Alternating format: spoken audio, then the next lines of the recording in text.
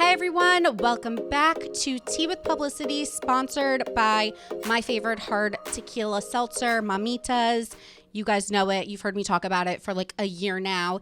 It comes in 4 delicious flavors. I'll do mine in order. So I like Paloma first, then I like lime, then mango, then pineapple. That's just my personal preference. But it comes in variety packs and you can get it on GoPuff if you want it delivered straight to your door. It's just like super natural, literally tequila and seltzer, none of that like, what's it called? Like none of that malt shit that we don't like. It's delicious. So I am so excited that Mamitas is back and you guys will see me drinking it throughout the year. Let's get into today's episode. We're covering like an array of topics today. First of all, I want to talk about, last week I told you guys I was in a slump. So we're going to talk about that, getting our life back on track. Then I have an interview with Taylor Strecker, who is a professional talker, radio host, late in life lesbian, all of the things. We talk about divorce. We talk about growing pains, life stages. Today's podcast, aside from the Spill the Tea segment, is going to be very like heavy on life topics. Then the Ask Alyssa, we're diving into an array of questions from unprotected sex to dealing with loss and grieving to learning how to put yourself and your needs above others. So that will be in the Ask Alyssa segment. And then during the Spill the Tea segment, we'll lighten things up because we want to end on a positive note. Rihanna's pregnant. We're going to be discussing Kim, Pete, and Kanye. Yes, it's still going on. It's like never ending at this point. And we will be talking about the shows that I've been watching, like Ozark, Too Hot to Handle, and Euphoria. So stick around for those segments. But yeah, I want to talk about like finding my stride and stuff. Before we get there, though, there are a few housekeeping items. So first of all, Gia's on the mic today. What's up, guys? And Grace, who you guys probably know from Brianna Chicken Fry. Grace is Brianna's best friend. She's now doing our social. So she's in the room with us. She's on the mic, but she's here. And so the publicity team is not only expanding in the office, but it's also expanding outside of the office because I hired a personal assistant. I saw that. I'm so happy. So, I mean, personal assistant is like loose. It's, that makes it sound way more legit than it is. Basically, I have someone coming one day a week while I'm at work to just help me get my life in order. And it's been so nice. Like Friday, I worked from home because it was snowy. So I was there. Also, I wanted to be there her first day. And she helped me like list my stuff on Poshmark, like get packages. We hung my art. Yeah. Like it's just like having another hand to help me do the shit that I can't do myself. I feel like you needed that. I needed you've been it. Of like stressed about like things piling on. Yes, that's exactly it. Like I could do work, but I need someone then to help me with my personal stuff because I have like a pile of like, this stuff needs to be donated. This stuff needs to be sold. This, like I just needed someone to help me with my stuff. So that's been fantastic. So publicity team is growing on all fronts.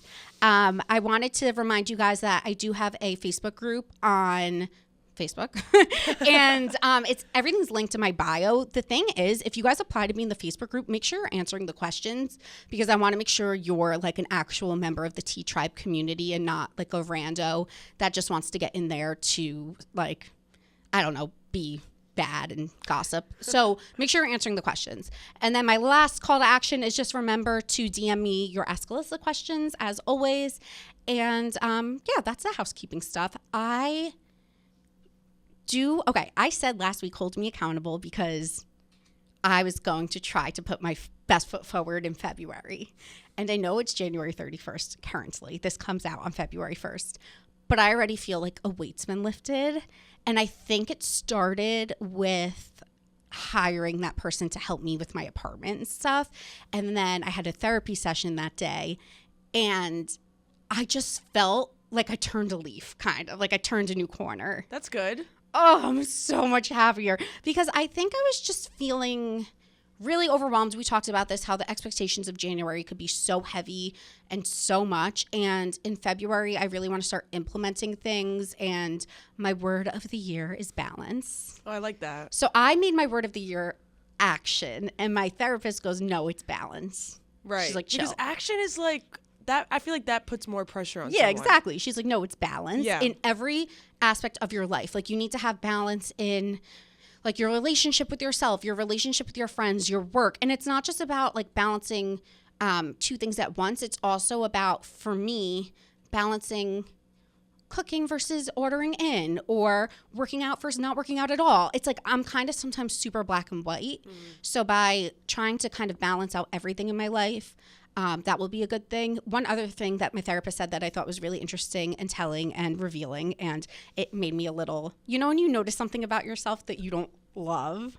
Yes. She was like, you're addicted to, like, you have a hormone, cortisol, and it's like it goes up and down with like trauma responses or heightened responses. And basically I make these lists of things I need to do, and then I purposely won't get to some of them, like kind of knowing I'm not going to get to some of them, and it's like self-sabotage a little bit. Right. And she was like, that's an addiction. Like, it's a response, like your body is used to the spike in your hormones, that you kind of keep doing that as like self-sabotage because you're addicted to the come down, like the feeling, oh, I failed, and then you could beat yourself up and be like, oh, I didn't do it. Okay, that makes sense. Yeah, it's messed up. So that is messed up. She was telling me, and I was like, I don't like this at all. Like, stop calling me out, please. I was like, ew, I don't want to be that way. Yeah. But I do tend to do that. Like, sometimes I'll make a to-do list, and then I'll notice something isn't timely on it. So I'll be like, okay, I can get to that this week or this month. Like, it's really not timely. But then for a month, it will be weighing on me that I'm not getting to this thing. Whereas if you just do the thing, you feel so much better. Yeah. So it's something I'm working on with trying to actually not put things off, because I'm putting off things that I said they're not timely, but then they're still weighing on my subconscious. So that's something I'm going to start working on more this month. And yeah, again, balance. Back to balance. One other thing that I wanted to mention, which I have been keeping a secret for a few months, is that I'm going to be an aunt. Oh my God. I know. I'm so excited.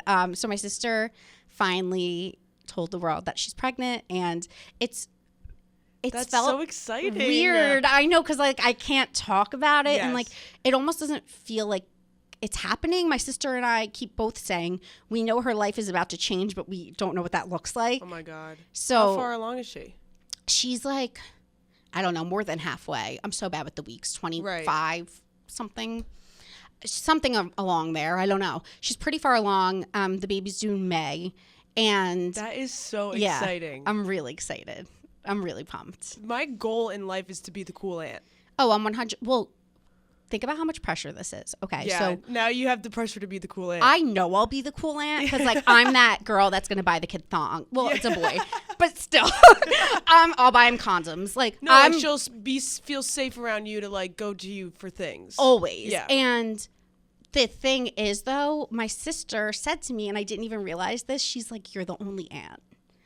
Right. Because her husband doesn't have siblings. Oh. I'm the only aunt. That's That is good though. wild. That's Yeah. wild. Like, Yeah. to be I have so many aunts and uncles on both sides that I've never had to think about just having one. Yeah, that is so true. So I'm like, damn, I'm going to have to be really fucking cool. You will be for sure. Yeah, so I'm really excited about that. Yeah, so onward and upward. I'm having good energy today. I'm feeling much better. I put little clips in my hair. Not that does much. No, it's all about like doing the little things for yourself to make yourself feel better. I was like, you know what? Like, clips make me feel a little bit more alive. I actually wore a cute outfit, but now I'm wearing this like tracksuit because I just took part in these like Olympics. So I won't say how I did, because I just took part in the Olympics. yeah, we did this like Olympics at the office, and I am somehow in my uniform still. But we will get into today's episode with Taylor. She is just like incredible to talk to, because she does radio and podcasting for a living. So talking to someone like her, we didn't even skip a beat. Like, the conversation just flowed. She's so freaking interesting, from working at Sirius XM to getting fired, to having her own podcast, to going on tour with Stassi Schroeder, to becoming a late in life lesbian, realizing that she never liked men, or dick for that matter. It's just a lot. There's a lot to unpack. She's extremely interesting. So I think you guys are really going to enjoy our conversation. And then let's circle back after for the Ask Alyssa segment. All right, guys, we are here with Taylor Strecker. Taylor, welcome to the show. Thanks, girl. Hey, girl. Hey. My first question for you, you're going to laugh. Do you hate me? Do I knew she was going to ask this. I know. You knew it was coming. No, I don't hate you. I think you're actually lovely. I am a complete and total spaz. I knew that. I knew you didn't answer texts. There are so many people that I am friends with that they will say the first time we interacted or like thereafter, I literally ghosted them. I am like queen ghoster of friendships, okay? I'm like the fuckboy of friends. I'm so sorry. Okay, no, so people, I knew that about you because you even said, like, I think I so ran bad. into you once and you're like, I don't answer my text, just harass me. Harass me. And then I was with Andrea Lopez, who you like are like have on your show a lot. I love Andrea. She's a Friday co-host on my radio show. And she's like an angel. Oh, beyond nicest human being in the biz. And Legit. I go to her, how do I get Taylor on my podcast? Because like she won't answer me.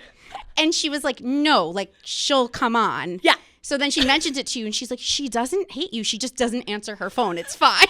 Wait, I mean receipts? Hold on. Where's my phone? I'm going to show you how many unanswered text messages I have. Are you ready? Oh my God. This needs to be a New Year's resolution. Girl, I have so many resolutions. Are you kidding me? Hold on. You're like, I can't add this to my list. Guess how many I have right now. 457. 1,112. Okay, I'm not proud of this. I'm not mad anymore. I'm a business owner. I should not do this, but this is, I mean, alas, this is my vice. Okay, so like I don't feel so bad. I'm happy to alleviate you of that. I honestly knew that was the truth, but I had to bust your balls a little. No, please. And I'm so used to it. Like, not skinny, but not fat. Do you know Amanda? Mm-hmm. Okay. So, like, same thing. Like, we met at a Bravo Con thing in Majigger. It wasn't Bravo Con. It was like Bravoholics. Yeah. And we exchanged information, and she was DMing me, and I never replied for like a year. And then I was like, I reached out to her, have her on the podcast, and I was like, this is so embarrassing because this is like, it's like now I want something from you, but like, sorry, I haven't answered you for 10 years. It's like I am the worst. It's so embarrassing. I did the same thing to Andrea Lopez. Met her in person at one of my live shows for my podcast, and she was DMing me for like a year, gave up, and then she was on Betches, like. Especially during the pandemic when like TikTok was blowing up and social media was like you our see only people, outlet. yeah. I was like, I am literally a monster. I can't believe I even have friends. And also, I'm a really good social climber. So you think I would be better at this, but it's, I mean, I'm sorry. Welcome to the club. You always circle back. Always. So always. It's okay. I won't take it personal. But I'm one of those people where I think people hate me. Same. So I'm like, oh my God, like she hates me. Like what did I do? God. No, but there's like about like 5 people in the industry who I'm like, they just hate me because they don't answer me. But like, they probably just don't even know I exist. They probably don't. I mean, they know you exist, but they probably don't even know that you're like trying to reach out. And in my head, I'm like internalizing it. Like shit gets so lost in DMs too. It it's does. Unbelievable. So I mean, well, because now I'm that asshole like leaving people on red because I have so many DMs and it's like hard. It is hard. And I know people are like, you don't appreciate your fans. And it's like, no, I do. It's just like, if y'all saw, and I mean, humble brag, but if you saw how many DMs I get, like I lose track of everything. It's a full-time job. Fully. To answer DMs. It's a whole thing. Fully. It's Also, impossible. Like my wrists were hurting this week from holding my phone so much. This motion. Yeah. I know. So, okay, Taylor, for my followers that don't know you, yes, there's like so much to dig into with your life. So first of all, if you guys can't tell because it's pretty obvious, she does radio, she hosts a podcast, you have like the voice for it. Thank you. I think you're just like a raw talent. Thank you. That's kind of how I got my start, was actually at a bar, and they were looking for a host of, at the time, Cosmo Radio on Sirius XM Radio, and I got discovered at like legit a bar. So You just have it. I think it's my voice. I think it's that raspy, like I have like party girl, PGV, like Lindsay Lohan vibes. So, but it's also, you could talk about like a wall and it would be interesting. Thank you. Yes. Like I just think people have it or they don't. Like some people are like, how do I host a podcast? I'm like, do you have something to say? Yeah, I know. And you have to have strong opinions, but like also no backing towards them. So like I am the most malleable person in the world. Like I will come in so hard and not know anything about what I'm saying. And then I'm like, oh, I was wrong. So I think it keeps the audience frustrated. I interested. But my mom says when I was like 5, I'd be in the car seat. My mom was like, Taylor, 5-minute talking break. So I've been doing this forever. Yeah. So you got your start at Cosmo. You were at Sirius. Yes. And now you do your own show. Yes. I have a daily show that's 2 hours, and that's on Patreon because it's a lot of work. Does it, just logistically speaking, like is it live? So it used to be live, and then the pandemic hit, and then it was like, we can't, obviously. No. And so we started to do it remote, and the only thing I hate is that it's like we don't get call-ins anymore because and then also it's like we're like a day behind on the news, but like it doesn't. Okay, because that's what I'm trying to figure out. Yeah. So we're like, so I record on a Monday for a Tuesday show. I record on a see. Friday for a Monday, but like it's pretty timely, and it went from 5 co-hosts 2 hours live to now it's 1 co-host an hour, but 2 of them every single day. So it's like 2 hours minimum. Yeah, that's a lot. That's a big time commitment. It's a huge time commitment. And then I also have a podcast with Dear Media, who I'm obsessed with. And it's called Taste of Taylor. It's like literally the worst name ever. I kind of like it. Do you? Yeah. I feel like especially now though, like as a lesbian, it reads like Taste of Taylor. Yes. Yeah, exactly. I originally came up with the name because it was like supposed to be before it was with Dear Media, just like a standalone podcast that like I ripped my favorite hour from the live show, and it was like a literal taste of the Taylor Strecker show. Oh, that's cute. Yeah, so it had good like intention in the beginning, but like I if anyone's starting a podcast, like don't do that what I did. It's like, I rebranded when I came here because I was, even though tea is like kind of popular now, like everyone spills the tea, blah, blah, blah. Yeah. But I'm like, publicity. No. It's a good way to just keep it going. Also, your name is like, I don't know, I just feel like not skinny enough fat. That's her brand. Yes. So it's like when you name your podcast a clever name that is your Instagram, I'm here for it. Yeah, because you just have to keep it going. Exactly, like that's the brand. But like I'm like, if people don't know me, they're like, who is Taylor and what are we tasting? So you mentioned that you're a lesbian. Yes, I am. So you weren't always this way. No, I was not. Not that people pick and choose, but in your situation, it was like a little different. Yeah. In the sense that you, like, tell me if I'm wrong, but from listening to interviews and stuff with you, you kind of like just weren't that like sexual growing up. So it's not that you thought you were lesbian or straight. You just didn't really like think anything. Well, this is the thing, because I always say like, I'm like, I gotta stop saying this, but I'm like, I became a lesbian. And it's like, that goes against everything. Like when I thought I was straight, yes, I was the first one to be like, if you are gay, if you are queer, like you are born that way. I am aware of that. Yeah, you know that. I don't know, like maybe I'm pansexual, maybe I'm bisexual, like I identify as lesbian because I'm married to a woman. Yes. But like I fell in love with the person, so I guess that would make me pan. But I also think you maybe were like not aware that being lesbian was an option in a sense. Boom. So you weren't, it's not that you weren't born that way, it's that you were not choosing, like you were almost, you didn't even know that was an option, so you just weren't going there. That's what my therapist said. Yeah. You should be a therapist. It's I'm I'm intuitive. We can blame it on the Catholic Church is what we can do. Exactly. Catholic Literally. guilt. Totally. Like it was like, I can't have sex till I'm married. And even then, if you're not doing it for procreation, it's a sin. Mm-hmm. So for me, it was like, lesbian? That's so far. So when like I look back, I'm like, yeah, I really didn't like sex with guys. Like every encounter was awful. Yeah. So and not like awful, like, you know, traumatic, but just like I didn't enjoy it. Yeah, you were like, what's all the hype about? Like, this is what people write songs about? Like my friends were like, oh, he has the most perfect dick, and I was like, I like cannot relate to You're like, anything less. I hate it. I hate it. I hate it in my vag. I hate it in my mouth. I am the worst blowjob giver on the face of the planet. Because you hate penis. I hate dick. That's why. Yeah, I guess so. Okay. It's that simple. Thank you. For so many years, I thought I was so bad. I'm like, I could have told you this a while ago. Like when my friends would be like, I like love to suck dick. I was like, that is You're like, an you're absurd sick. statement. No, you're lying or you're stupid. That's like, those are the only two Yeah, it's options like, I had. you're just trying to be a cool girl. Yes, completely. See, like, I knew I was into men, like, since, like, preschool. Like, that's what I mean. Like, you know, I just, like, grew up and I would, like, flirt with the boys and, like, have crushes. So, like, I do think you, like, innately kind of know. Yeah. But if it's hammered into your head, men, women, anyone, just don't go there. Right. You're like, I can't even think about this. So disconnected. I mean, I lost my virginity when I was 18. So I had sex with guys for a long time. I mean, I guess that would be what? I mean, I came out like in my early 30s. Well, wait, so the plot thickens because you married a man. Yes, I did. So, like, that's what people need to know. Yes, I did. I married a man. We were together for 8 years total, dating a year and a half, engaged for a year and a half, and then married for almost 5.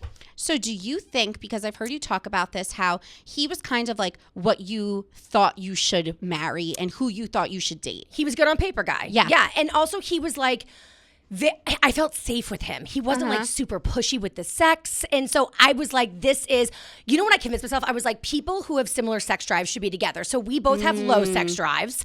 And I just think he honestly was like a gentleman. I speak very highly of my ex-husband. I was just saying, now he's like fucking like a rabbit. My husband. I know, poor thing, right? But he really, I don't know. He just, I felt like I feel safe. Like he respects my boundaries. He doesn't, you know, push his dick in my mouth.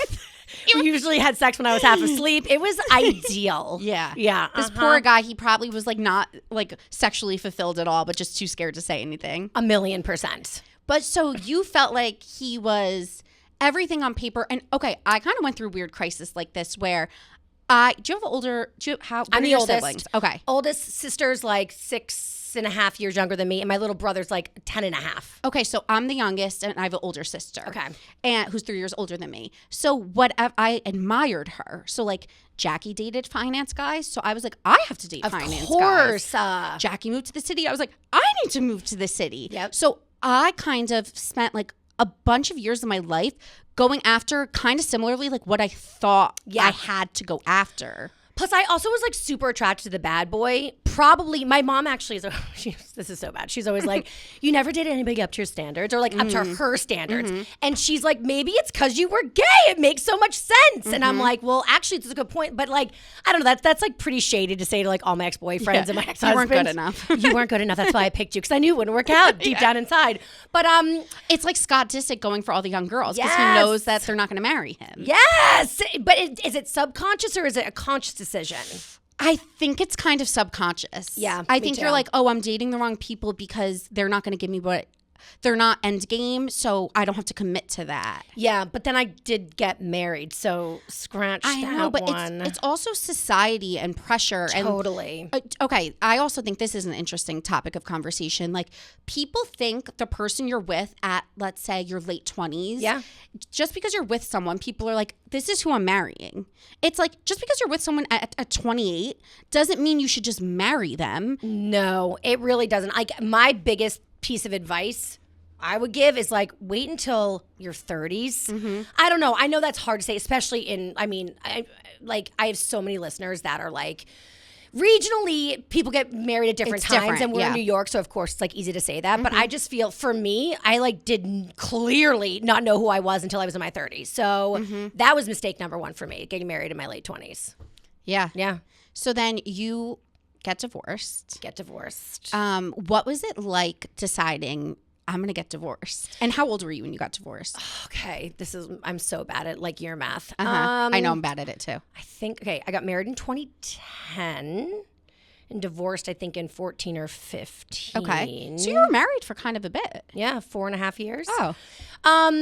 So I guess I was getting a divorce at like 33-ish. And did that scare you? Because you didn't know when you were getting divorced that you were going to end up like marrying a woman. No. Were you scared about like biological clock back then? No. I don't know why I wasn't. I really should have been. No, but don't you feel like women now, they'll be like, well, I'm just going to stay with him because I'm getting older. Girl, that I also was like, I got to stay with him because I like Kiehl's products and they're expensive AF. Like, I can't support myself in this city. I mean, I think everybody thinks when you have a microphone in front of your face, you make billions, gajillions of dollars. Not the case, at least for me. It's serious. And I could not support myself. So I was like, I remember like looking at the prenup and being like, what's my financial future going to look like? I had no savings because I was with a wealthy guy and I felt like... So you're just spending your money on bags. Yes, but also I felt like it was my job kind of like show him I wasn't with him for money. So like I would always be like, when we were decorating our apartment, I was like, I got this, babe. Like I tried and I remember my mom was like, why do you pay for your own hair and makeup and all your clothes? Like you are in his world trying to keep up with the Joneses. Like squirrel that away, girl. And I was like, no. Like, I want him to know that, like, I'm not just here to, like, I don't know, use him as a human ATM. I respect that. So I had no savings. So I was like, fucked. And I was looking at apartments. And I remember my first year in an apartment, it was like a lot over what I could afford. But I was like, I'm investing in my future. I'm going to live in financial district. I'm going to find another rich husband. That was the plan. I had a year and a half to find a rich husband again before I ran out of money. And then I fall in love with the girl who's a nanny who's younger than me. I'm like, we are so fucked. There's literally so many like ego deaths, like so many things you have to swallow about like, okay, I got a divorce.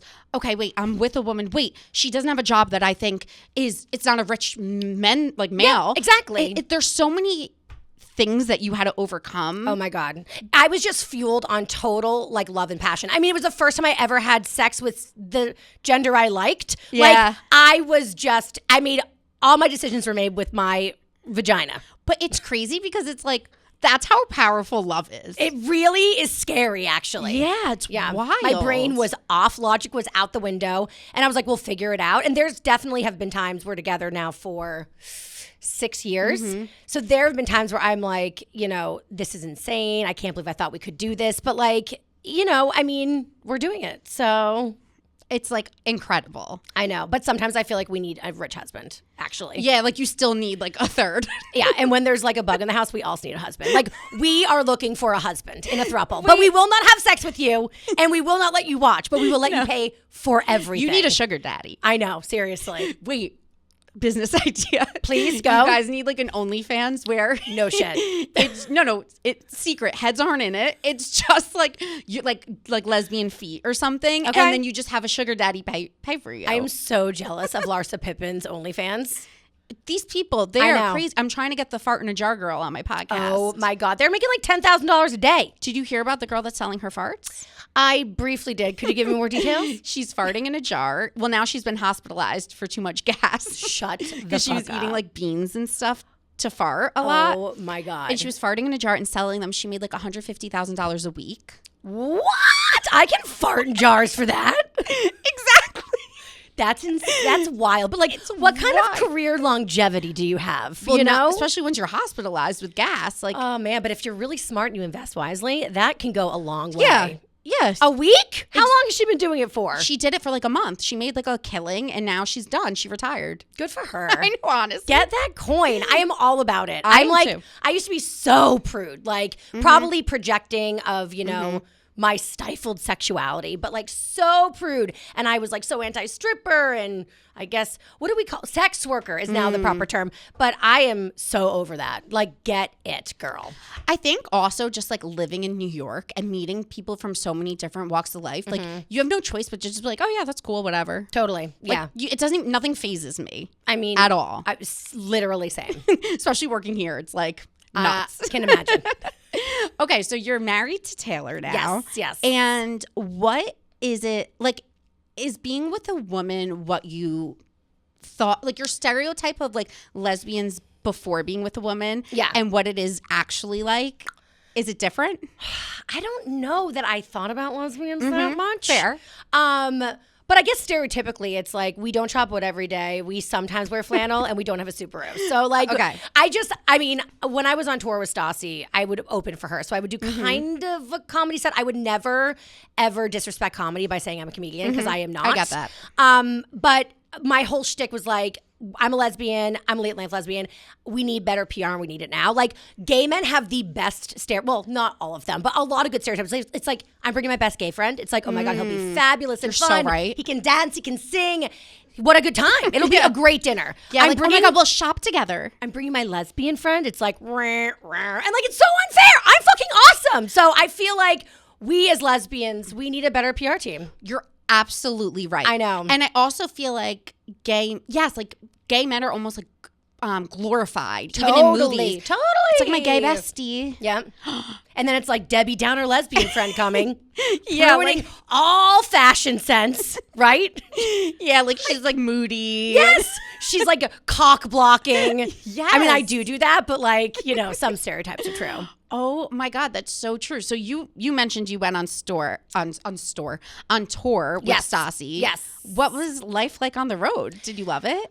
So I adored being with Stassi. I also adored being with Bo. Like, if I had to be on the road with anybody, those are my people. Yeah. I missed my Taylor so much.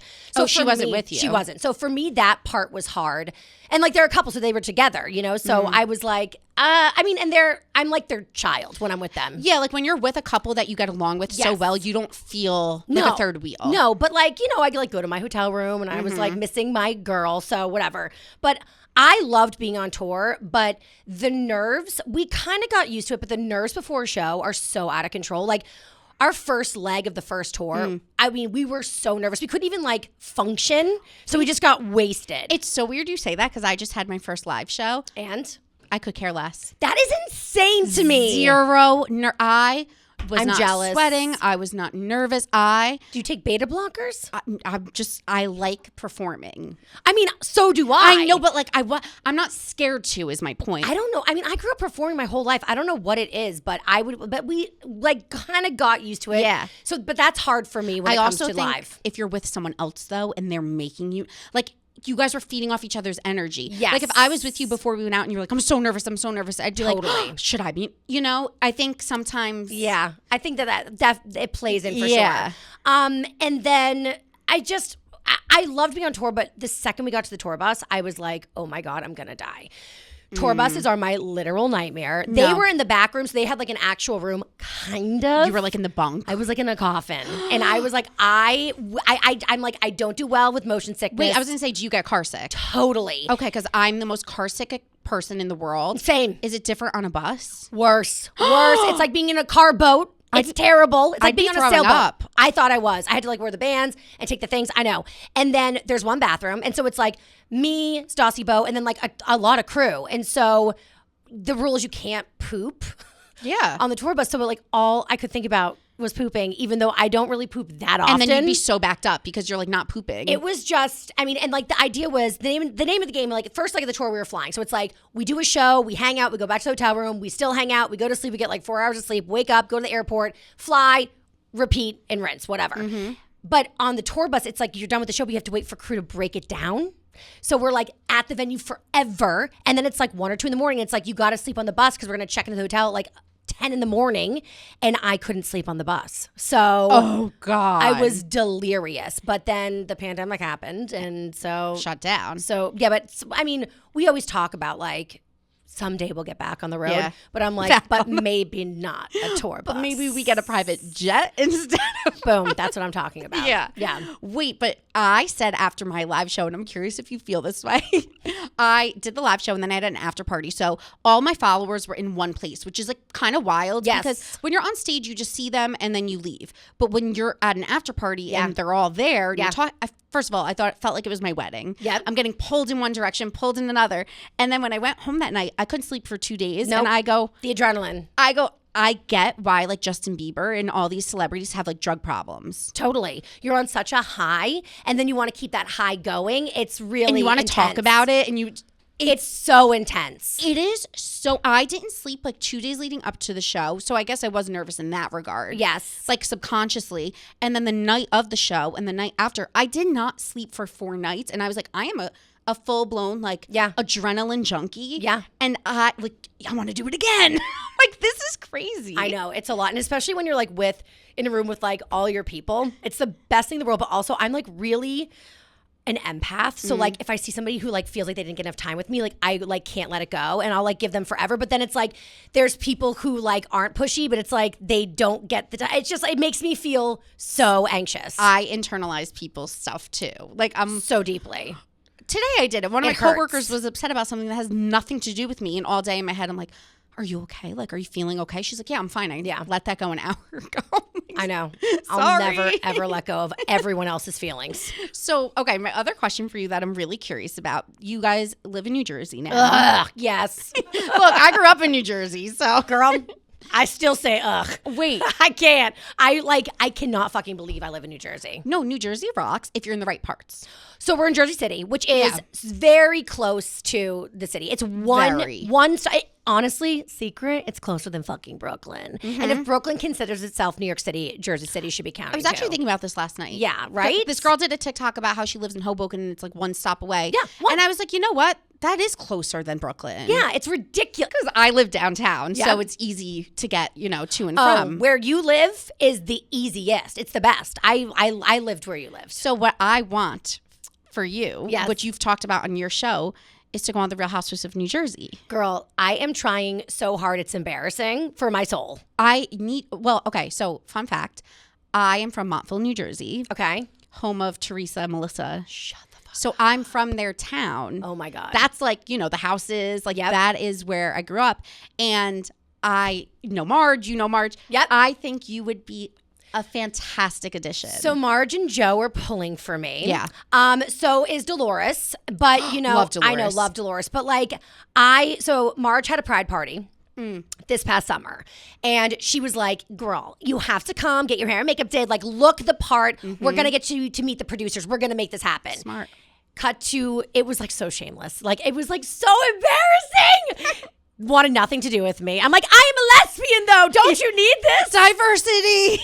I mean, could not have given two shits about me. So, But- you know, I'll let them come to me. I'm available, but I'm not gonna like beg, okay? But that's what happens. Like Dolores was on their radar for multiple seasons. Like really? yes, like certain people, they'll just keep in mind. And like it might not be next season. It might not be the one after that. 2 years, you might be getting a call. You know what? What will happen is they'll ask my wife to be on it, and I will murder her in her sleep. You'll be like the second thought.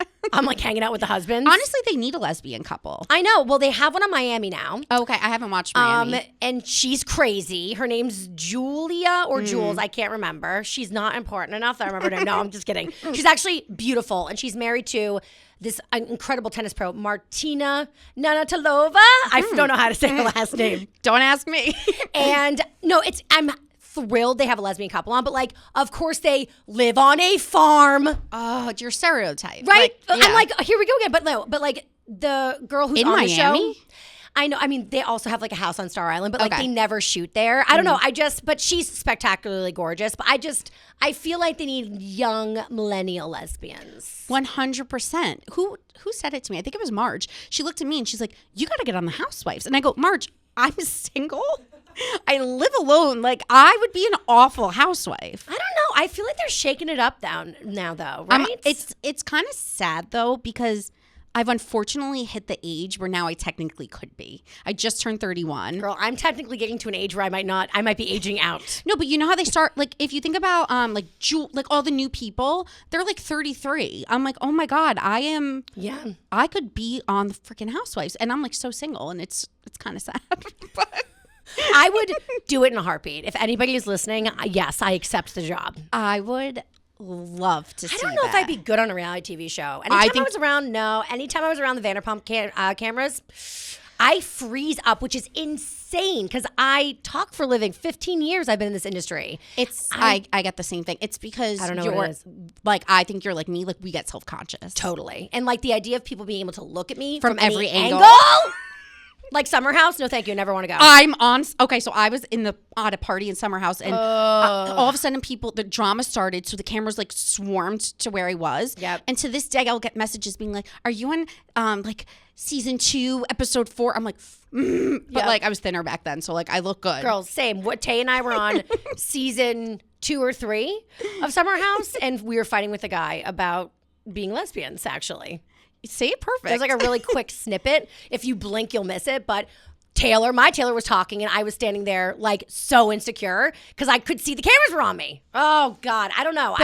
I might not be cut out for it. I think it's like a mindset that you have to get into if you knew they were there to film you versus you're just a bystander in the background. That could be it too, because I never want to look thirsty, and I also know my place. You know, like Yes. I've been like the number one on my shows for a year. It's like my podcast, my radio shows, but like I can very easily slide into a number 2 or 3 position. So like when I'm on set for Vanderpump Rules, I am not a castmate. I'm gonna start a fight with Jax. Well, because you get how it works enough to be like, they're not here for me. No, and if I get on camera, like, will it get me a spot? No. I'll be that crazy girl trying to get attention on one episode. So I think that's just being self-aware and understanding the industry, because I feel the exact same way. Whenever I'm around and something's filming, I'm dodging the cameras. Me too. Because I'm like, they're not here for me. Right, me too. I'm Blair Witch Project, like big time. Wait, that's so funny. All right, we have the same thought process with that. I really think it's just being in the know. I think if they came to you and they were like at your house, and it's different because you're like, they are here for me, and now it's my time to like be on. It's my time to shine. Yeah, I need to feel special if I'm gonna like bring it on camera. Oh my God. Okay, so like, let's say this is like, I've always wondered this. I'm happy to actually ask this. Let's say you were like, okay, we're gonna start filming. You're casted in 3 months. What would you do in those 3 months? Get liposuction. Like, I would number do one, everything. Number one, like do all of the plastic surgery things. But do you think that would be enough time to do it? I would make it fucking work. I would make anything work. Like, oh my God. Yeah, I would have to do something like that because I just like it's not enough time to like actually lose it. Well, normally. Dolores gets like BBLs in between seasons. No, she's like trying to get me to go. Wait, she's like, you got to go to my doctor for my a breast vagina lift." redone with her. I would in a heartbeat. That's the only makeover that would like make me worthy of being a housewife. I also trust Dolores's recommendations. Oh, me too. But then there's like Heather Gay on Salt Lake City, and she's not your typical size 0, but I think she is fucking gorgeous and fabulous. And so then I'm like, well, maybe we need to see more women who have curves on the Real Housewives, you know? And I think the one thing about Bravo that's so interesting and just like television in general is that like people go on shows like The Bachelor and Bravo and they come out and they think they're specifically Bravo. Yeah. They come out thinking they're full blown celebrities. Like they have glam and this and that. Yeah. You watch like a show like MTV. Snooki and JWoww, they're still out here living like they used to. Oh, yeah. Like they're so much more humble in a way. It's true, actually. I don't Think know. about it. It's weird. I bet it's the audience. I bet it's the pressure from the audience. I feel like an MTV audience is like younger, they don't really care. Whereas like the Bravo audience, and I mean, I'm a part of it. I'm not like saying y'all are the problem, not me. I am too. Same. But we just like, I mean, we love to tear women down. I'm sorry. It's like a staple, a foundation of Housewives franchise. Yeah, like even if you're not publicly doing it, you're still sitting at home with your friends being like, ew, did you see her face? Did you see this? Did you see that? Totally. It's so messed up. It's really fucked up. Sometimes I try to catch myself. Like I'll think a mean thought in my head and then I'll be like, what's wrong with you? Like I'll literally check myself and be like, that's mean. Well, you know what it is? It's internalized speech that you give to yourself, right? So I hate myself. I'm Taylor Strecker and I hate myself. And it's like anything a troll could say to me is like never nearly as mean as what I could say. It still hurts my feelings because I hate myself. But, you know, I'm like so vicious. But I feel like when you start to talk to yourself like that, then it's so easy to like turn it outward. And so I find with people who like talk the most shit, I agree. they're like the most miserable. Exactly. And I'm, again, I have been proudly in that camp. No, it's true because I noticed times in my life where I was most miserable with myself. I was probably the least fun to be around during those times. And the most judgmental because it's like other people's happiness it pisses you off, right? So you just want to tear them down. It's like sad, but it's so true. It's like what they say when you're a kid and they're like, bullies are like just hate themselves. Hurt people. And it's like, true. It's really true. It really is true. So where are you with like you are saying you hate yourself, but I feel like you've made strides. I think if I can say I hate myself, I probably don't really hate myself, right? And I think I've definitely done things in my life that were like acts of self-love. I was just on a podcast talking about this like today. Somebody said to me, what was your first act of self-love? And I was like, oh God. And I was like, I guess getting a divorce because that's something you do for yourself and it's not a popular opinion and nobody's gonna be like, yay, good for you, you got a divorce. It's kind of like, it's not as taboo as it used to be, but it's still kind of like a failure. So for me to be like, I love myself enough to like not stay in this situation that's not gonna make me, and it wasn't miserable. I think I was operating at like 50%, you know, I didn't really get along with his sisters and everybody was like living on top of each other. So I was like, that's going to be a dynamic that's like not going to serve me well long-term. Yeah. But like in our relationship, he was like, we were fine, not great, but we were fine, you know? So coexisting. Yeah. So like, I feel like sometimes when you get a divorce, it's like for major reasons. Yeah. And this was like, I just realized I'm not happy. Yeah, like infidelity or this or that. Yeah. And for me, I was just like, I'm just not happy. And so the fact that I was like, you deserve happiness, that's self-love, right? That is. And I believed in myself enough to be like, you can find another rich husband. It's going to be okay. Meanwhile. And then letting myself become a lesbian or be what I've always been or whatever, or fall in love with the person that I wanted to be with, even though it wasn't necessarily super supported by my friends and family at the time. And I don't want to say that like they're awful. I think that they were just in complete shock. And I think you were married to a man. And they were like, wait, you're this is like post-divorce cray-crays, you know? Which, it's a phase. You're just going through it. Yes, she's not well. Yeah. But the fact that I was like, actually, I trust myself. I don't need you, friend, or you, parent, or anybody to tell me what makes me happy. I know what makes me happy, and I'm gonna do it. And if you want to be a part of my life, get on board. And if you don't, that's cool. And I was never like threatening. Like, you know, it was just like, I'm over here living my life, and when you're ready and comfortable and it like makes sense to you, like we're here waiting, just living our life. You have to give yourself more credit for like how brave that is. I know. I guess, I don't know. I mean. And you did it publicly.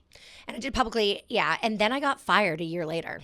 So that was really scary because in my mind, I was brought up really traditionally. So it's like the husband is the breadwinner. The mother stays at home. And even though I was a career woman, I still like was like, oh, someday this radio thing will stop and I'll just like be a stay-at-home mom. Not that I'm saying being a stay-at-home mom is not hard. Yeah. I'm just saying I was brought up that women need men to survive financially. And you thought the roles would be different. Right. And so this idea of being with a woman, it's like, oh, wow, I guess you really believe in yourself that you can like be financially successful.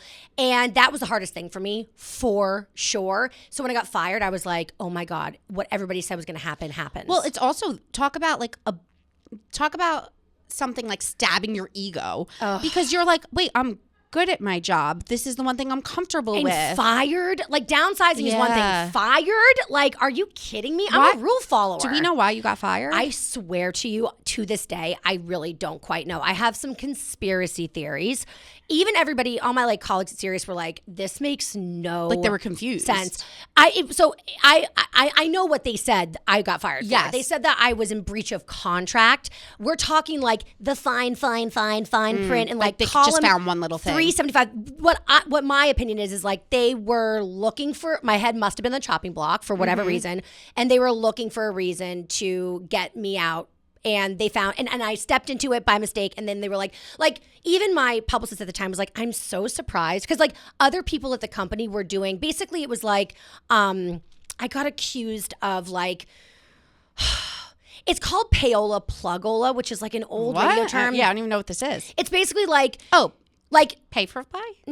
Kind of, sort of. Like that in like Latin. But like I was accused of like getting like a kickback from a company I was working with to like promote them on the air. And I wasn't. There was like no investigation. I was like, I didn't do that. There's no investigation into I get it. that. Like when I used to go on the Today Show and host like fashion segments, I had to sign a contract saying that I wasn't getting kickback from the products that I was promoting. Precisely. Yes. And I truly, hand to God, was not.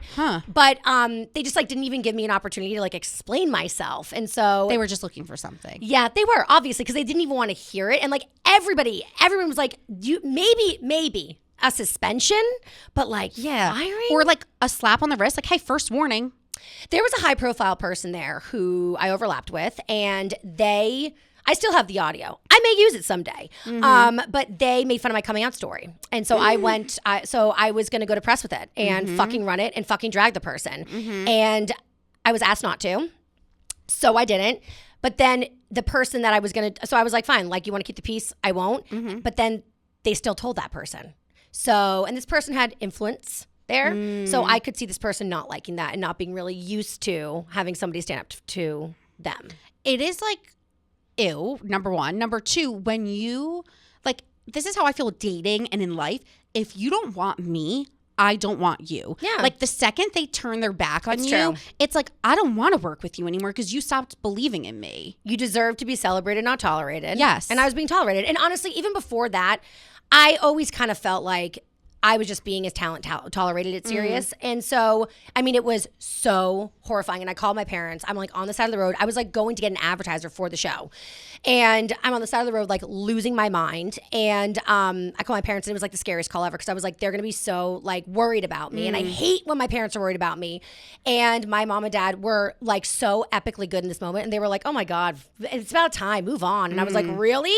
And they were like, oh my God, you're such a survivor. You're going to be fine. And that was the nicest thing my parents have ever said to me. And so, They believe in you. Yeah. And so that's when I decided to like go out and do it independently, which at the time was like, I'm a loser. But now that's like that's the name of the game. So that's my question for you. Like, where do you see your career? Like, what's your dream role? You know, it's so interesting because like I think in my mind, I'm like, I want to be on TV. I want to be like Oprah, but like, I don't really like being on camera. I will be on camera, but like, I much prefer to do audio. And listen, the industry's changing. There's cameras right now.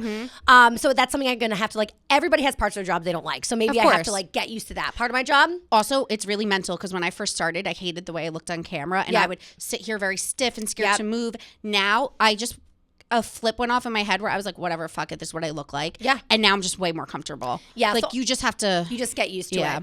But I feel like. Actually, well, I don't know if I should say this at Barstool.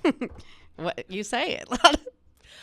I would like to have Alex Cooper's career. Of course. Well, so would I. Right? I feel like Wouldn't we all? she's the Howard Stern of our generation. And I always said I wanted to be Howard, right? People say to me, because I work here, they'll be like, you're next. And I go, no, not to say I'm not None next. of us are next. I go, that is 1 in a million. That's the lottery. Not that she didn't deserve it, but that is the lottery. Yes. Like, and not to, I agree, not to speak badly about her. I'm like, that doesn't happen. No, it's like Howard Stern. It's like, I want to be the next Howard Stern. Well, Howard Stern gets to kind of There's only be. one. Yeah. And I really think that she is, and she's a great interviewer. I just listened to her, Jamie Lynn Spears. Same. Fantastic. But like, I feel like podcasting, doing radio, whatever you want to call what I do in my daily show, like, I just want to do what I'm doing forever. On a bigger scale. On a bigger scale, yes. I just want it to be, I want to be more richer and more famouser. Of course. But do exactly what I do. You need to get on social media more. I know you hear this all the time. Wait, but I've been getting so much better in 2022. But you know what you need to do? Hire an intern. I know. Put audio with your thing and start clipping it on TikTok and putting it out there. I know. And just blasting it out. You're 1,000% right. TikTok is because the you're next not going to thing. keep growing because like you have your audience. I know. It's where's your next audience. I know. Sorry to scare you, but It's the truth. Social media is such the bane of my existence. But again, it's like you said with the cameras, right? It's something you just has to click. It kind of clicked after the Christmas break for me. Oh, good. And I've been doing a lot more story on my social. And I mean, in feed posts, I've got this thing where I like the way it looks. I need to really get over that. And I just went rogue. And it's better, right? My job was to be curated. Right. Now, one day, I was like, I'm going rogue, and I love it. I know. I'm out of control. I'm like halfway there. But you just have to rip the Band-Aid off, and then once it's wild, right, you can care less. Okay, well, I'm going to do it. No, that is a very valuable piece of advice. Well, because I asked, like, actually some of my TikTok friends, because I was in the era of Instagram influencers. Yes. And they all still do the curated thing. Yes. And now when I look at it, I'm like, this is lame as hell. Like, these girls are so outdated is how I look at them. Damn, Chuggy. Fuck. I look at them and I'm like, this is embarrassing, which is so not wrong because I was that person a year ago. Right. Okay. And then I asked my TikTok friends who were younger, yes, they're Gen Z, and I said to them, I go, may I ask you guys a question? We're in a group chat. I said, do you care what your feed looks like? Because I'm still hung up on it. And they all wrote back, I don't give a shit. Like, yeah, I like a vibe, but like, who cares? Be yourself. And I was like, they're onto something because they're growing rapidly. Well, and it's also authenticity. That's that's what I did when I was first time my show was like, I was so damn authentic, and I still am when I talk, but there's something about when I'm like taking a picture or posting a video that like it starts to become less authentic, or I'm starting to question everything. Speaking, I just like bleh, and it's just like I just say it and then I'm just keep you need moving. to just hop on and give like an opinion. Like you're watching Sex and the City, pull up your phone and be like, what the hell just like just be yourself. I know. On camera. I know. I really do. I mean, maybe I need like a therapist. I need you. I need like an assistant. I'll help publicity. Please. But touche. It's totally my Achilles heel, and I'm trying to get better. It was mine too. And like I started doing this thing called Sunday Scandies, which is so it's every Sunday I have people submit scandalous stories. I love that. And it's been absurd. Like from people saying like I eat shrimp, I eat the tail on my shrimp, to like I hooked up with my best friend's dad. Like wild stuff. Oh my God. And I'm consistently doing it every single Sunday. Consistency is also and it's key. my thing. Yep. So you just need to find your thing because it brings me so much joy. I heard lesbians on TikTok get a lot of play. Oh my God, lesbians on TikTok, like I've got to lean commenting. in. I've got to lean in. Yeah, everyone's like, I'm not straight anymore. I'm questioning my sexuality. Okay, I got to figure this shit out. Yes. I don't know how to make a TikTok. I have one that I was forced to put up, and I like don't know how to do it. No, you need to do like, here's my story of how I met my wife. And then people, 1 minute, and then everyone's going to comment, we need part 2. We need part 2. Part 2. Then you just keep adding. Oh my God, am I going to be a social media maven? I'm telling you, it is your way to grow. Sensei, teach me your ways. For real. I'm like, here, you guys, everyone comes here for a little bit of tea and a little bit of like, PR. So it's just a little. I'm here for it. I'm here. Well, Taylor, thank you so much for coming on. Girl, thank you for having me. It's an honor. And this is my first time at Barstool, so I am like so happy to be in studio. Are you sure it's an honor, or did I have to? Back to you hating me. I hate you now. I'm kidding. I honestly love you, and I feel like we have like a lot of similarities. So totally, girl. Thank you so much for coming on. Where can everyone follow you, listen to the pod? Follow me at Taylor Strecker on Instagram. I guess you can follow me on TikTok too, but there is one video. I will get better. Also, The Taylor Strecker Show. It's daily, 2 hours. It's on Patreon, patreon.com/The Taylor Strecker Show. It's all in my social. And then, Taste of Taylor. Thursdays, it's free with Dear Media, and you can find that on my Instagram Apple, too. yeah. Oh yeah, everywhere podcasts play. Yeah, Taste of Taylor, easy peasy. Amazing. Thanks, Taylor. Thanks, girl. Okay, guys, let's do the Ask Alyssa segment. So we have an array of topics today. As I said, they're all kind of different. I handpicked them. Reminders to submit yours. Here's the first one. Hey, girl, your podcast has quickly turned into one of my favorites, and I knew I needed to come to you with this for Ask Alyssa. I recently started hooking up with this guy, and it is very clearly just a hookup and nothing more, which is great. We were hooking up, and he asked if I was on birth control, and I told him I was not. I stopped birth control after its negative effects on my mental health.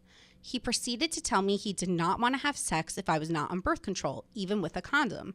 At first I thought, okay, that's fine, but quickly started thinking more into it. It kind of makes me mad, and I'm curious what other people think. I think it's my body, and if I were to get pregnant, that's my problem. I don't think a man I'm casually hooking up with should have a say in whether or not I'm on birth control. There's also only so much we could do without sex, so I'm not sure why he keeps wanting to hook up. I'm getting bored. Am I wrong for being annoyed? I know. Is that common thing for guys to turn down sex because the girl isn't on birth control? I've never experienced it before. I've never experienced that either, because I'm used to guys being like, oh, condom?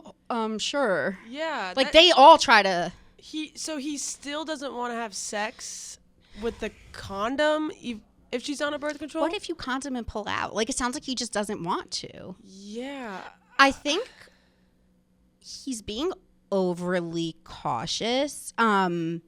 I respect him wanting to use like contraception. I think that that's like really responsible, but I agree. If he's just someone you're hooking up with, he has no right to tell you whether or not you should be on birth control, especially someone like me. Like, I've been on birth control. I'm currently on it. It really affects me, like my mood, my hormones. Totally. And if I was going crazy and someone was like, you have to go back on this, I'd be like, screw you. Do you want to have hot flashes and mood swings every month? Oh, birth control like made me severely depressed for like 6 months. I had to try like 3 different kinds. Yeah, I finally am feel okay. Normal, and I still like get like mood swings, and I know it's from my birth control, and it's like it's a lot to put on a girl. Like 100%. Unless you're like I mean, it helps for so many different things: acne, health issues, and if you're actively having sex, like, you should use it just as a precaution maybe, but, like, you should never feel forced to 100%. Have to put yourself through that. I don't like it. I don't... That's very strange. Okay, I'm kind of conflicted because I get him being like, I'm not comfortable with this. Yeah, I get him wanting to be safe, for sure. But I think there's other ways to be safe. I think he could wear a condom and pull out. That's 2 forms of this right just there. Sounds like a him problem. Like, it sounds like is he really rich and he's nervous someone's gonna take him for all he's worth? This is what I'm thinking. Or like, has he accidentally had maybe an abortion scare or a pregnancy scare? I shouldn't say abortion. Like, whatever it may be. Right. Has this happened to him before? Maybe he has a little bit of trauma. But it sounds like it's too much of a headache for someone you're just hooking up with. Agreed. Totally agreed. I don't know. I think it's weird. Yeah.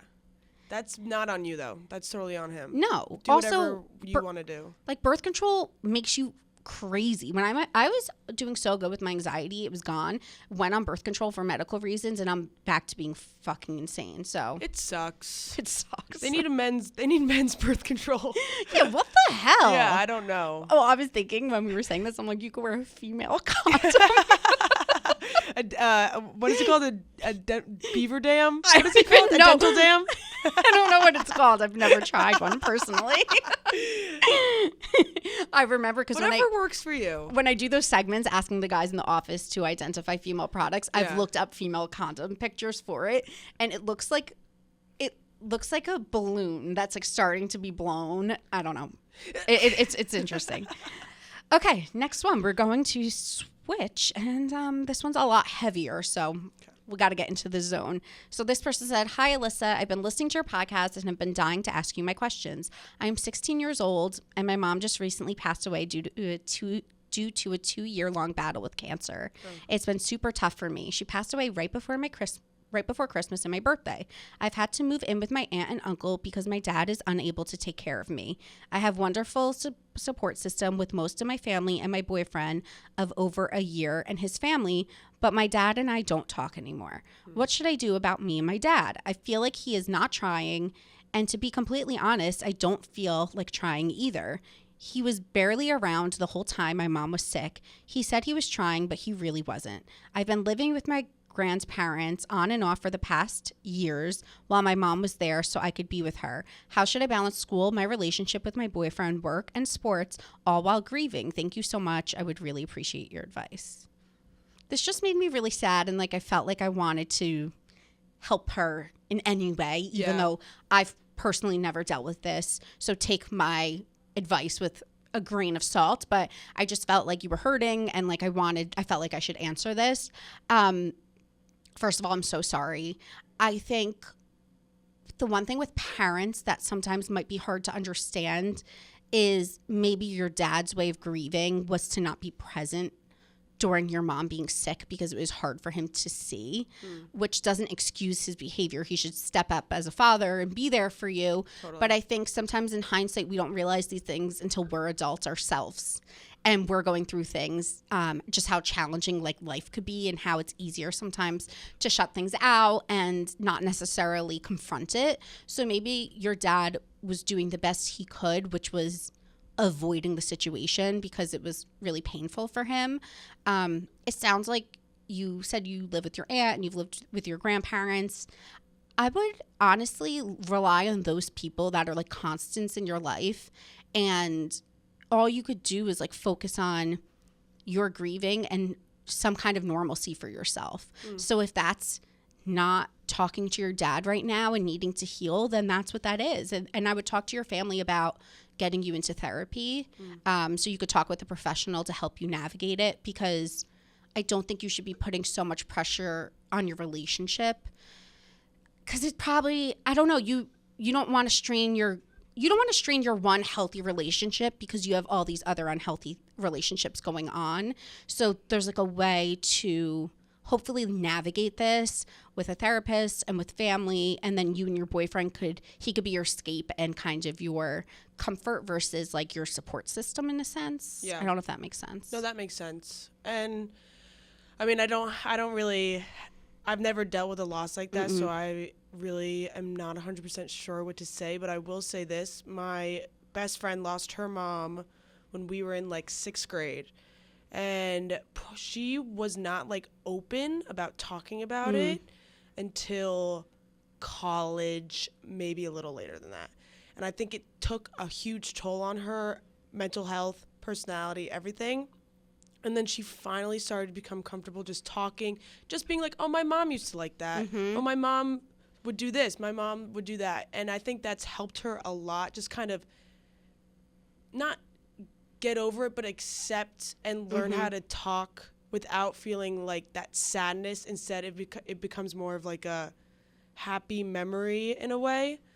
And I think the biggest thing that you should do is just not like bottle everything in. Yeah. Just make sure you're talking to someone, whether it's your grandparents, your aunt, your therapist. It's all about being open. And even though it might be uncomfortable for people, even your friends, like just every once in a while, just being like, I'm not feeling too great today, or your boyfriend. But it's important about balance and just being open and talking. And one other thing that came up, just to build on that, is I've had friends who have lost moms as well, and they find a lot of comfort in, there's like grief camps you can go to, and at the age of 16 you could probably be like a counselor, and then I think you help other children who lost their parents at a younger age. And I think within the community of grief in general, you could rely on other people. I also had a friend that did like a support group with other people that were grieving their parents. So I think it would be good to find community outside of your family that are people that you could openly talk to, because you just feel so much less judgment when it's someone that's like not directly in your life. Totally. So I think that that's something you should really look into. And again, I'm so sorry. And even just having the courage to write into me just shows that you're like really wanting to work on yourself and work through your grieving. So we're sending you good vibes. Okay. The next and last one said, I've found that in my adulthood, aka late 20s, that I have challenges with putting others before me to the point where it drains me out and I barely put myself first. And I'm wondering if you have better ideas or ways to navigate this. I've always been very kind, open, and giving to people. And I'm also the type of intuitive person who feels and takes on others' energies, good or bad. I'm the friend who people call to vent to always. I'm the friend who people call to vent to always, the best advice giver, the one people depend on for a lot, and I do all of it. It's just the type of human I am. I like to think of myself as an empath. Now, as I inch towards 30, I'm looking for a healthy balance between caring for myself and putting myself first, as well as obviously still being there for all of the people I care for and love in my life. I'm tired of burning myself out, always being there to drop what I'm doing for others when I know firsthand that people would not do the same for me. And that's fine because that's not everyone's love language and people are different, and I've come to accept that. As someone as successful as yourself who owns who you are unapologetically, just wondering if you might have tips to have a healthy balance of prioritizing you first before others. I'm struggling to find that and would appreciate any tips. Love you, Queen. No, sounds like I just wrote that. I struggle with this, but I don't know if I have. Okay, I shouldn't say I struggle with this. I relate to this, but I'm not sure I struggle with it, if that makes sense. Because, for example, my relationship with my sister, like we'll talk on the phone for an hour and I'll just let her dump her problems on me. And then she'll always say to me, you don't open up. You don't tell me about yourself. I like hearing other people's problems. I can't explain it. Like that's just, I'm kind of the same way. Like people call me for advice, and there's definitely friendships that I have where we could equally unload on each other. But I do like to take the role of like therapist in friendships. So for me, I get fulfilled being that person for people. So I don't really feel like I need to necessarily balance it. Where I run into an issue is when my mom and my sister are like, you're so closed off, you don't tell us anything. And I realize I'm just listening to other people all day and not sharing how I'm feeling. Which I think could hinder us. I'm saying me and this girl that wrote in, because we sometimes maybe aren't, at least for me, I'm not as in touch sometimes with how I'm feeling because I'm just wrapped up in helping other people. Maybe it's a way to deflect. I'm not really sure. But I think you have to kind of, with your friends, just openly talk about yourself. Stop asking so many questions and be like, hey, I'm really going through that too. Yeah. And if you feel like it's draining you and your mental health isn't in a good place and your friend wants to vent, you are allowed to be like, listen, I'm your friend. I'm not your therapist. You can't, like, dumping something on someone is a lot. And you could openly say, I'm going through something too. So when you put this on me, like, it affects myself as well. And if your friend is a good friend, they'll understand. Or just like, I'm not open to hearing this today. Yeah. Like, hey, I'm here for you. I want to talk to you about this, but I'm feeling really overwhelmed this week. Exactly. So can we talk about this another day? Yeah. Setting a boundary for your like emotional battery. Yeah, exactly. Setting boundaries is a huge part of it. I'm trying to think because I'm very, very similar to this in the sense where I like call my friends and we'll be like, hey, so how did that conversation go with so-and-so? Like I'll follow up on things that I know they're going through because I like to help people navigate situations. But again, I get joy in doing that. So it's not. Well, it seems like she does too. Like she does too. Said that she said that she like likes to be that person, but sometimes it just gets too much for her. It seemed like. Which I do understand because sometimes, like, if you're on the receiving end, you're kind of like, especially if it's a friend that keeps repeating the same topic. Dumping onto you, like you're like, we've talked about this 10 fucking times. Yeah. Like that, I get. I think. Sometimes I'll say to my sister, even if she's going on and on about something, I'll be like, I don't have anything to say back. I say that literally. I'm like, I've told you how I feel. Yeah. At a certain point, like your friends can't be your therapist. And it's like a lot of pressure to put on your friends to just like constantly be looking for advice, especially like if that friend's not taking the advice or like just not listening to what you're saying. It can get so frustrating. So at a certain point, you kind of have to be like, listen, I'm your friend. I'll listen to you for hours. But you can't expect me to constantly be there for you as like a tool to make yourself feel better. So interesting. Yeah. One time I remember saying to one of my friends, and it's so bitchy, but like I wasn't even trying to be bitchy. I was like, have you thought about journaling? Because it sounds like you just need to get this off your chest. And I don't know what to say. Yeah. Like, it sounds like you just want something to vent. Like, you just want to vent. So maybe you should write it down. And then as a friend, you're kind of like, whoa, that was a lot. Like, I don't really know what to say. But you don't want to seem like you don't care. So you can't just be like whoa, where the hell did that come from? So you can't just, like, be consistently dumping all your stuff onto your friends. You have to be open about where you're at mentally. For the girl who sent this in, like, you just have to be open and be like, listen, I'm here, but at the same time, there's a boundary between friends and therapy, and I'm not a licensed therapist. It's like, you're not paying me nearly enough to be part of this friendship. Yeah. This girl apologized for bullying me in middle school and high school. And not to me directly. She told my friend, oh, I wish I could apologize. And I said, oh, should I invoice her for my therapy bills? Yeah, literally. Like, oh, sure. Okay. Yeah. Like, I appreciate the apology, but it doesn't fix 10 years of trauma. Yeah, literally. Okay, let's get into the spill the tea segment. I hope we helped answer those questions, kind of a spectrum, like really crazy questions today. So I hope that we did our best. We're not professionals, but just trying to give you some life experience. Okay, so there's a lot on TV right now. I was like really deep into Ozark with my parents over quarantine, and now that the new season's out, I'm feeling interested in watching it, but not feeling like I need to binge it and finish it. Like, for example, if Euphoria if Euphoria didn't come out in episode by episode, I would binge it because it leaves me wanting more. When Ozark comes out and I watch an episode, I'm kind of like, I can watch this next one, or I could like scroll on TikTok. Like, I'm not feeling super like, I need to finish the season. So I'm halfway through it. I'm feeling personally like it's a little unrealistic at this point, and it's like it's the same old thing. I think that Wendy is a bitch and just the worst mother I've ever seen in my life. I think Marty is like too chill. They're just like actually the worst parents I've ever seen. Jonah aged 45 years in one season. Like, it's just a lot. It's a lot. It's getting really off the charts. But I still like it, but I'm just kind of bleh with it. I did start Too Hot to Handle. Oh, what do you think? I am about halfway through it, I would say, as well. I think I'm on episode 6. Okay.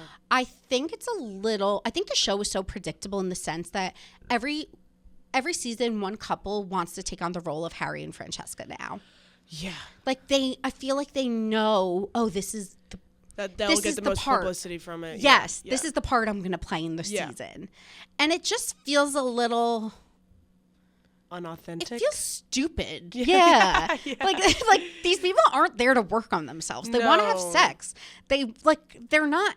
You can't cast people for a show to work on yourself if they're not open to doing that. And you know what really annoys me is that they expect these self-absorbed people to go through a 10-minute class with like a random like love expert, and they like paint their like body, and they all of a sudden expect them to be like, oh my god, I love myself, I'm ready for love, like whatever. Like, it's so bullshit. It's just like not well done. No, it's not. It feels like they film in a 2-week span. Yes. So the difference with like a Love Island, for example, is they're there for months. Yeah. So they actually grow towards the end of it because it's 24/7 for months. Love Island's just superior. It's superior. This is like 8 days, and by like day 2, they're like, he doesn't like me. It's like you've known each other for 12 hours. It's crazy, and it's just like, I wanted to punch. If I was a part of that group, and there was a girl like Holly, I would have. How do these people not go off on them? And they're like, we messed up, we won't do it again. They do it again. Oh, we messed up, we won't do it again. They do it again. At a certain point, I would explode. But at a certain point, you're also like, we're not getting money, so. But it's like they lost so much money. So much. For what? A kiss between shorts. That was the weirdest thing ever. Literally the weirdest thing ever. And I was like, I'm so tired of this show. Whenever I watch reality shows, I just think like, who would I date? And I think I'm into the guy that's dating Beau. Harry Harry was can so get it. cute. I think that's who I like. Yeah, he was so cute. Apparently they're not. No, I think they're together. Oh yeah. I saw on Instagram. I stalked, even though I'm not done with the show. I think they're like a situation show. Oh. Yeah. Well, here's the other thing. The show was 2 years ago at this point. Right. So anyone that's still together that's wild. crazy. It's like good for you. Yeah, none of the couples made sense to me. I hated season 2 cast. They're so thirsty. Chase. That was like Carly Lawrence, right? Yes. Yeah, and Chase. Yeah, Chase was the worst. They were all so like clout clout monsters. chasers. Yeah. Farmers. Clout farmers. Yeah, literally. Big time. So yeah, I mean, listen, Too Hot to Handle. Is it fun to put on? Sure. It's kind of like Ozark with me right now. I'm not dying to finish it. Like, I'm like, okay, I'll put this on and I'll watch it, but it's not, I know this is a saying for books, but it's not like a page turner. It's not a binger. No, definitely not. Like, I'm just kind of like, okay, hot people, like, hooking up, breaking rules. Euphoria, I watched last night. Did you watch? Yes. Wait, can I read you a tweet and I want to hear what you think about it. Okay. Is it about Too Hot to Handle? No, it's about Euphoria. Mm-hmm. Okay. Someone tweeted this. Every episode of Euphoria now feels entertaining but annoying. Well acted but terribly written, beautifully shot but horribly paced, complex on accident but unnecessary on purpose, seemingly smart but actually dumb. Do you agree? Well said. Rihanna actually tweeted something similar about like what's with these movie like these it's become like this music theatrical like oh, every little thing has this like secret purpose. I like, kind of dig it. Yeah. Like, I kind of like how odd it is because, like, by the end of last night's episode, I didn't know what I just watched. Right. Like, did Rue die? Is she alive? Is she in heaven? But, I loved the scene with the dad with his dick out, just, like, going crazy. That was the funniest. I have been seeing so many funny tweets about that scene. People were like, he literally went off. You have to remember he's literally still a disgusting man who had sex with an underage girl. But at the same time, like, not at the same time, but that one scene was just, he owned it all. Insane. He's like, I'm a dog. Like, I'm lonely. Like, I think he got hit in the head so hard by Ashtray that, like, something went off in his brain. I don't know what it was. Wait, I have a question. When the guy went to, I don't know his name. Who's the guy that's Ashtray's, like, father? Not father, but. Oh, Fesco? Fesco. Yeah. When the guy went to Fez's house, what did he say to him? He said that Mouse's baby mama. Who's Mouse? Mouse is the drug dealer that Ashtray killed. Okay. Remember in season 1, he gave Rue the fentanyl, and he was like that scary guy, and okay, yeah. So and then That's Fesco really killed him. No, so he came to the house, and Ashtray like just straight up shot him. Yes, I remember. Yeah, the season. So they found and that's why Faye is staying at his apartment now. Yes, she's hiding. She's hiding because her boyfriend knows about the murder, and they were searching for her, and now the baby mama is knocking on Faye's boyfriend's door looking for Mouse. I see. So now Fez is like, oh fuck.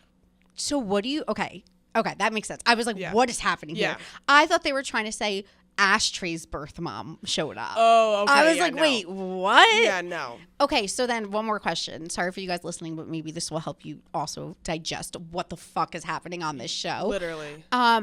Rue, with the drugs, with the suitcase open, like, are you trying to get arrested for possession? She has been so frustrating this season. Like, obviously, like, she's a very accurate portrayal of, like, drug addict, yeah, substance addiction. And it's just like at a certain point, like, I kind of, not that I hope she overdoses, but like she needs a wake up call. She needs a wake up call. It's like she's already overdosed. And that whole suitcase situation, like, God knows what's going to... I have a theory that... I wish that didn't happen. Like, that I know. ruins the it's like, the what's show. the point? Yeah, like, do we really need... They've been adding so many different elements that just, like, make no sense. I think that... I saw this on TikTok. I think that they're going to kidnap Gia. Who the hell is Gia? Her sister. Oh. Her sister. And I think they're going to use her as collateral. when she like ODs and she can't give the money back. You know what's so funny? I don't even have like suspicions of what's to come because I'm so lost it's in so what's unpredictable. happening that I can't even be like, oh, this is gonna unfold. It's like I'm just watching it with fresh eyes every time. I liked season 1 because they picked a character, did the backstory on the character. There was a bunch of crazy shit going on, but they had that main person as I forgot the they plot did line. that. Now it's just a whole bunch of shit going on at once. It's like they were having like this parallel between Cassie love being it, super though. drunk and Cal whipping his dick out. And you're like, what am I watching? There's so much going on at once. It's like you can't breathe the entire episode. Cassie is the epitome of like high school me. Like that's what we would all like. Picture of a guy you liked, you would just take the like the bottle of wine to your face like that and then throw up. Like That's I was why like, it's this like is spot on. it's 100% still entertaining. Yeah, it is. And I still like it. It's just like compared to season 1, I think it's just taking this crazy turn. Yeah, it is. And it's just very unpredictable, and it's like, where is this? I kind of like how weird it is though, because I feel like I'm saying with all these other shows, I'm bored. Yeah. Like I like. You're never not bored watching. That's the thing. Yeah. Like it's holding my attention. Totally. Like I'm not looking at my phone. Yeah. Like Ozark, and I'm like, Yeah. Like at least Euphoria is like really engaging. Yeah, totally. And also they think that Rue overdosed, and that's like when she was talking at the end, and then it switched to Jules talking. They think Jules like might be the new narrator. Oh, I just got the chills. Yeah, I don't know, but I feel like most of the predictions like haven't really been right. It was giving me like Demi Lovato vibes, how she was like saying that she was smoking weed. Yeah. Like, I don't know, the whole thing, it's just like fucking me and up. Also, they're in the car and she's drinking. Everyone's and drunk driving. Elliot turns around, he's like, you shouldn't be drinking on those. How does Jules not hear? And then she's like, Rue is so obviously fucked up the whole episode. And then he's like, oh, Rue's been using. No shit. Like, is Jules blind? She's also, like, is the mom blind? Oh, that feels so fucking good. Yeah. Like, obviously, she's not just high on weed. But like, is anyone around her good? Like, it makes no sense. No sense. Also, when he said, "Oh yeah, we've been doing heroin, and I was like, "Whoa, I didn't know they were doing heroin." Yeah. I don't know. This shit is so above me. Like, I don't know. I'm so prude with drugs, I guess. Like, I'm just like, what is going on? My high school experience was not like this. Except Euphoria I was like high drunk. I was drunk in pools with like big boobs. That was me. Okay, so I have pictures of me in a hot tub. Like, yeah. I know. There was a really funny meme of like Cassie walking down the stairs, like me at the beginning of the party, and then like her getting dragged down. That's like, me at the literally end. me. Though. Okay, to switch gears, Rihanna's pregnant, and she's just the most beautiful pregnant woman I've ever seen in my entire life. My friend sent a really funny text, and she was like, I can't believe she came at fans so hard for thinking she was pregnant, ... and she was, ... And it's like, yeah, like, so true. It's not fair. Well, probably because when it's in the beginning of your pregnancy, you're She like, doesn't want people yeah, to this know. isn't Makes fair. sense. Yeah. But also, Rihanna's pregnancy and like her photos of her and what's his name? A$AP Rocky. A$AP Rocky. Oh my I don't know. God. What? I don't know. My I'm mind just literally Travis. I'm took a thinking brain of fart. Travis Scott. Like they all. I don't know. I was just confused. What's his name? A$AP Rocky. Yes.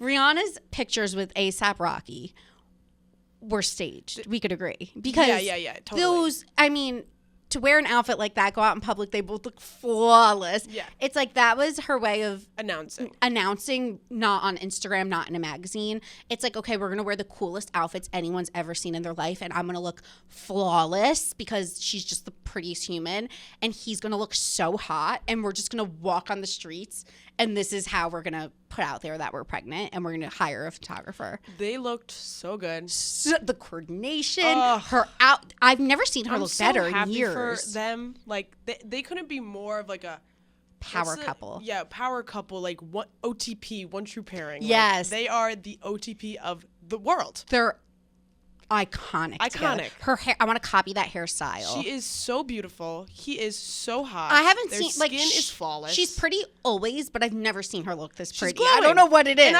I this is a hot take, but I think pregnant people can sometimes, it kind of grosses me out. She is the most beautiful pregnant person I have ever seen in my life. Okay, so this picture of my sister pregnant, whenever I see it, Something about the big belly the makes song me from wanna throw TikTok up. pops into my mind. I am woman. I am fearless. I am sexy. I'm divine. I'm sure your sister looks beautiful. No, she's like, her bump's like so little. Small. No, but her hair's blowing and she's standing there, and I'm like, that picture is that song. Yeah. Like, I am. Wait, I'm gonna pull it up. I'm like, I can't even explain it. I hear that song in my head every single time I see this picture. Her Instagram's private, guys, so I'm gonna show it on my laptop. So you're gonna have to go to YouTube to see this. But I just can't. Okay. Oh wait, where'd it go? Okay, we're pulling it up. Here we go. Is that not that song? Oh yeah. See, she looks like that's a Rihanna-esque pregnancy announcement picture. Yeah. Every time I see that, I'm like, that is Jane of the Jungle. Yeah, she looks amazing. Amazing. Yeah. See, I feel like if I was pregnant, I would be so gross, and I just something about. I'm gonna having look big like a belly, whale. No. Oh. No. I'm gonna look like Shamu. I hope I'm rich enough to have a surrogate. Because I just can't afford to get I just want to take off for 9 months. No one will know. I'll be like Kylie. I just show up with a baby one Honestly, day. and then I'll get like liposuction or something. Oh, yes. Either way, I have to be rich because there's no way I'm losing the weight myself. I was talking to someone recently about a BBL, and like, it is not to get one, by the way, guys. Like, there's other things I would do. BBLs are so dangerous. Well, I was talking to her about it, and she got it done in Miami, and then she had to fly home. But you fly home with your head in the seat and your butt up in the air. Yeah, literally.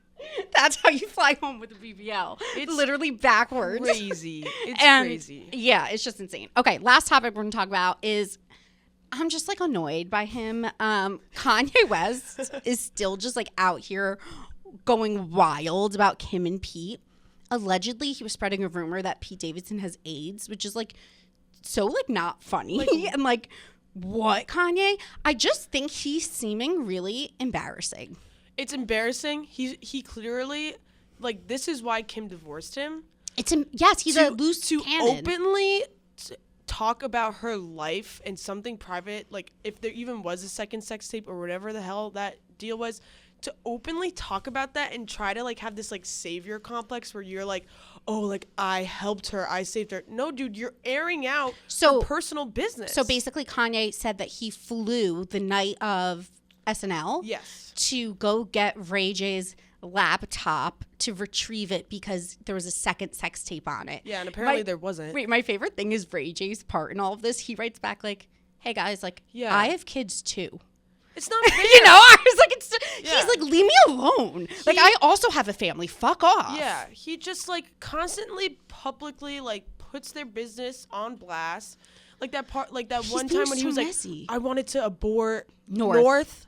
Like, you can't. No, Kim wanted to abort North. Yeah. Like, you can't just be publicly airing out your like business with your wife. Like, you will never have a healthy relationship with that. And I am shocked that he expected people to be like, oh my God, Kanye, like, you're such a good guy for doing that. I think he's so narcissistic, genuinely, that he just thinks whatever he says goes. And I don't even think it registers in his head that what he's saying might be problematic or offensive or crossing a boundary. He just goes out, says whatever the hell he wants. And it's like getting to the point where someone said this, they were like, he used to be the most powerful man in the industry, and like, you're embarrassing yourself. Yeah, totally. Like, someone needs to take away his social media privileges or like Hollywood Wire or whatever. People are just eating it up. Everyone's just eating it up. Everything he says is like the next like. I saw this editor wrote an article about how Kanye West and Julia Fox are a genius money ploy. Yeah. He was like, I've never been paid more than I have to write an article about them. Everything that they're wearing, everything that they're doing, like, it's completely a business transaction. It's just so like, I'm so tired of it at this point. Like, I would love to just have every entertainment outlet just stop talking about him. Yes, us included. But the one thing I do want to say, besides us. One thing I do want to say though is, it's kind of like icking me out how he's making. I didn't realize he did this until now, but he made Kim Kardashian his like his real life Barbie. Yeah, and he's doing. And now he's doing it to Julia. And now the second time around, it feels really gross to me. It's like, she's not your toy. She's not your like little like doll that you get to dress up and take around, and like, it's just making me uncomfortable. Something about it. Did you see her Paris Fashion Week look with the black eyes? Yeah. Oh, and then she posted a picture like, my favorite makeup artist, and it was Kanye like doing the look on her. Like, no wonder it looks so bad. Because what does he know about makeup? It's just insane, and they're both. I just don't. They're both on a next level of God knows what's going on, and they're mutually using each other for clout. Totally, yeah, 1,000%. And I don't know. I think Kanye's just trying to make up for it by using like Julia, and she's like slowly turning into Kim. I think when a narcissist loses their grasp, they like, because Kim was the one to be like, see ya. He didn't win in his eyes, so he's grasping to win, and it's just like, it's honestly gross. Yeah. Okay, guys, we will leave it here. That is today's episode. If you are new here, make sure to subscribe, rate, and review. We go live every single Tuesday on podcast and YouTube. Join us on YouTube. It's fun out here. You could see us. You could see all the crazy shit I do, and we will be back next Tuesday. Thanks, guys.